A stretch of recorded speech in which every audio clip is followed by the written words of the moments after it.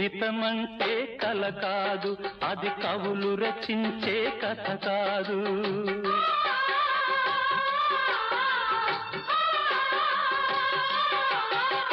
జీవితమంటే కల కాదు, అది కవులు రచించే కథ కాదు. కనుమరుగైనది సిరి కాదు, అది మనదని తలచుట సరికాదు. కుడి ఎడమైతే పొరపాటు లేదను నానుడి సత్యం కాదు, ఇది అందరికి అర్థం కాదు. ఓ